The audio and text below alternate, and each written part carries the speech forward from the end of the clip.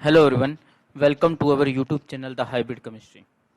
आज की जो हमारी वीडियो रहेगी एचपीएससी असिस्टेंट प्रोफेसर के सब्जेक्टिव पेपर के रिगार्डिंग रहेगी कि इस पेपर को लिखते वक्त हमें किन किन बातों का ध्यान देना है ताकि हमारा रिजेक्शन ना हो, और कुछ इम्पोर्टेंट इंस्ट्रक्शन हैं पेपर को अटेम्प्ट करने की, उसके बारे में डिस्कस करेंगे कि आपके मार्क्स मैक्सिमाइज हो सके। तो पूरी वीडियो इसी के ऊपर बेस्ड रहेगी, हमारी सब्जेक्टिव के ऊपर बेस्ड रहेगी कि हमें किन किन बातों का ध्यान रखना है पेपर को लिखते वक्त। ये सारी डिस्कशन करेंगे हम इस वीडियो के अंदर। अगर ये वीडियो आपको अच्छी लगती है तो लाइक शेयर सब्सक्राइब जरूर कर दे भाई। और किसी भी प्रकार की क्वेरी के लिए अगर आप हमसे कांटेक्ट करना चाहते हैं तो आप ईमेल के थ्रू आप हमसे कांटेक्ट कर सकते हो, या हमारे टेलीग्राम चैनल से आप जुड़ सकते हो, लिंक आपको डिस्क्रिप्शन बॉक्स में मिल जाएंगे। और इंस्टाग्राम हैंडल के थ्रू भी आप हमसे जुड़ सकते हो किसी भी प्रकार के कांटेक्ट के लिए। तो आज की जो वीडियो जैसा मैंने बताया सब्जेक्टिव के ऊपर रहने वाली है, तो उसी को डिस्कस करते शुरू करते हैं। सबसे पहला आपको काम क्या करना है, जैसे ही आपको पेपर मिलेगा, आपको पेपर के अंदर कोई इंस्ट्रक्शन दी हुई है तो उसको पढ़ लेना है अच्छे से। कि क्या कई बार क्या होता है, पेपर के अंदर एक आधा ज़्यादा इंक्लूड कर देते हैं इंस्ट्रक्शंस को, देख लेना है कि उसके बारे में क्या दिया गया है।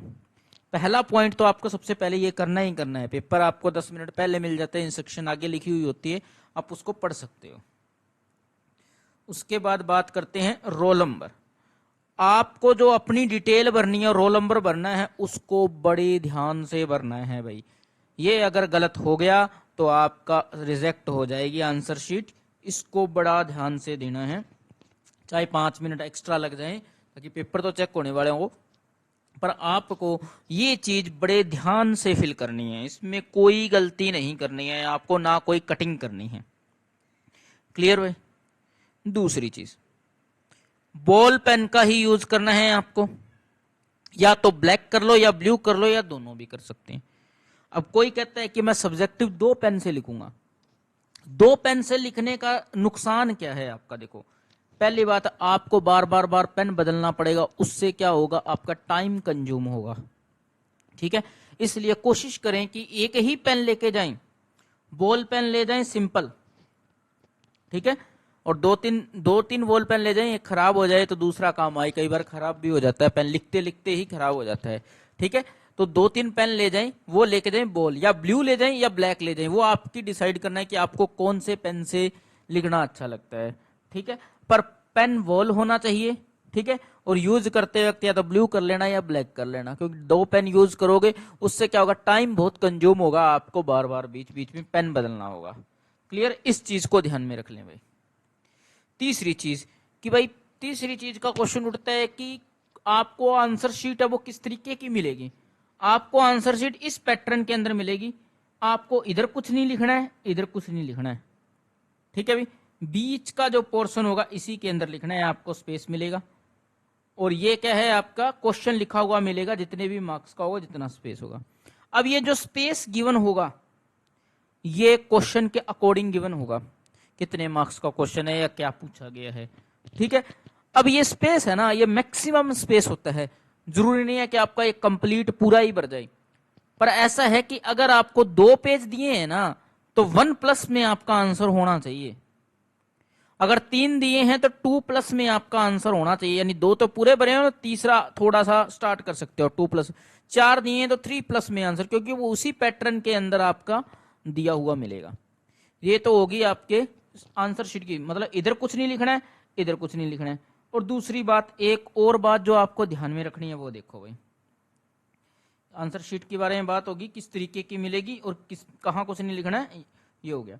अब मान लो ये क्वेश्चन आप अटेम्प्ट नहीं कर रहे हो, तो इस क्वेश्चन को आप क्या कर सकते हो, क्रॉस कर देना भाई। ठीक है, भूलना मत इस चीज को, क्रॉस करना, कि ये क्वेश्चन अटेम्प्ट नहीं कर रहा हूं तो क्रॉस कर देना इसको, स्टक ऑफ। ठीक है, कि ये क्वेश्चन मैंने अटेम्प्ट नहीं किया है, इसके लिए इस बात को थोड़ा सा ध्यान रखना भाई। क्लियर, ये बात होगी कि लिखना कहां पे है, किस पेन से लिखना है। अगर क्वेश्चन को अटेम्प्ट नहीं कर रहे हैं तो उसको क्रॉस कर देना। अब आगे क्वेश्चन को अटेम्प्ट करना है तो किस तरीके से करना है कि आपके नंबर क्या रहे, मैक्सिमाइज रहे। तो जो क्वेश्चन में पूछा गया है ना, उसी पैटर्न में, जैसे यहां पर क्वेश्चन क्या है कि कंसेप्चुअल क्वेश्चन है, why methyl orange is not suitable indicator for titration of strong base and weak acid. ये केमिस्ट्री का पेपर है, ठीक है।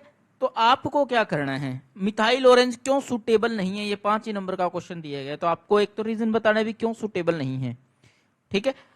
इसके पीछे का कारण आप बता सकते हो कि स्ट्रॉन्ग बेस है, वीक एसिड है, इसकी टाइट्रेशन करते हैं, टाइट्रेशन वाला ग्राफ बनाते हैं, उसकी रेंज कितनी आती है और मिथाइल ऑरेंज की रेंज कितनी होती है, इसका इक्विवेलेंस पॉइंट किस पे आता है, मान लो वीक एसिड है और स्ट्रॉन्ग बेस है तो इसका इक्विवेलेंस पॉइंट कहाँ आता है, इसकी रेंज कहाँ है, तो एक ग्राफ बना के आप अच्छे से एक्सप्लेन कर सकते हो, ठीक है।